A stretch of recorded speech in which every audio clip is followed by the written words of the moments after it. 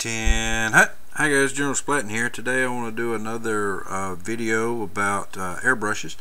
If you remember, in my first airbrush video I talked about this one and showed this model, and that you can get it for around $20 or so on eBay, and it's a good entry-level brush to get started with in airbrushing. The only drawback with it is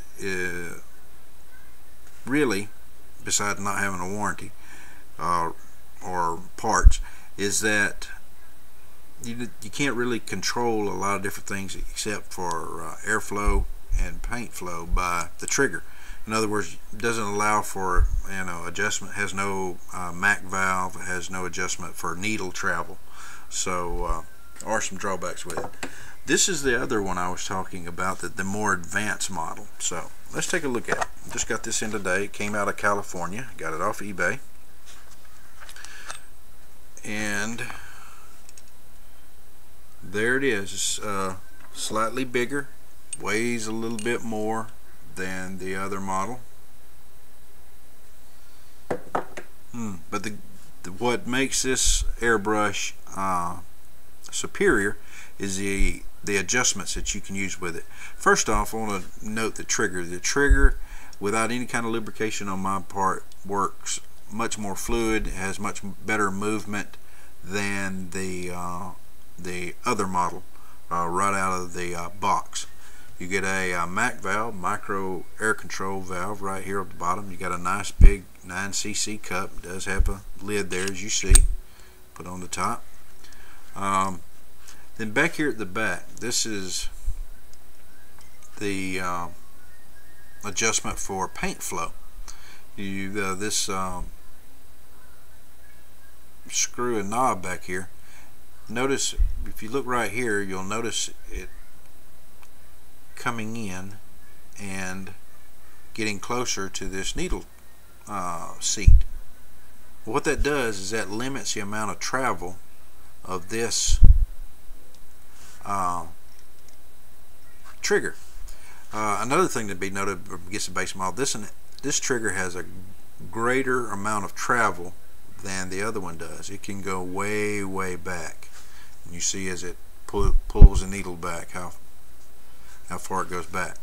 Now if you adjust this forward, turning this nut clockwise, it gets closer and closer to the needle seat of this, so it limits the amount of travel that this trigger can go. What that is doing is that limits the amount of paint that can be shot out of the airbrush. So if you're doing some real fine detail work and you get it really close, then you're greatly limiting the amount of paint that's going to be coming out. Now the air is still going to be coming out, but see, the trigger hardly travels back now. Well, that'll help you prevent shooting too much paint out the tip and ruining that little detail area that you were trying so hard to work on. So I mean, you can actually pull it all the way down so you can't even use the trigger anymore at all, almost like a gun safety. So, and as you open it up, then you can allow more paint to flow because you got a longer travel on the trigger to allow more out. So that is worth the airbrush right there, just that one little feature of having it, so it'll be able to greatly enhance your ability to control the amount of paint that you're putting on the model or the figure, and greatly enhance your ability to do fine detail work. So that's my recommendation now. It was, get the $20 model off eBay, but really, for what I paid for this, which was $29, why not just go ahead and get the more advanced model and have a greater capacity to be able to control your work and control your ability to paint with your tool. So this is my recommendation. $29. I don't know if you can still get them for that, and that was with shipping, folks. It came out of California, but you can find it certainly with shipping in the low 30s, 35 or less, if you just look and are patient. And this is my recommendation. Go ahead and get the advanced model. It's much easier to control and be able to learn with, because you can, if you're a beginner, you can get this nut really far down so you're not being able to pull it back very much. Limit the amount of paint so you can get used to painting and moving your airbrush, controlling the airbrush. So this is my recommendation now. Get you one of these. For 50% more, we'll say, you got a much more precise tool that can do a lot more for you. It still has a 0.2 millimeter needle just like my other ones. That's a really small needle. You can find it with 0.3s, and I think maybe a 0.4, 0.5. I figured I'd just go ahead and get the small needle so I can do the really small detail work if I so choose. It's limiting on big models by the amount of, if you're trying to cover large areas, a 0.2 is not the needle to be using. A 0.4, 0.5 is, so you can cover a bigger area and make faster time with your tools. So that's my recommendation. Excellent little tool. Let me show you. This one has about the same sheet that the other one did. Basically, you get a listing of the parts. There's nothing on the back. So basically, it tells you what everything is and where it goes.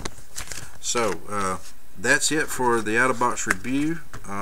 This is the one I recommend now.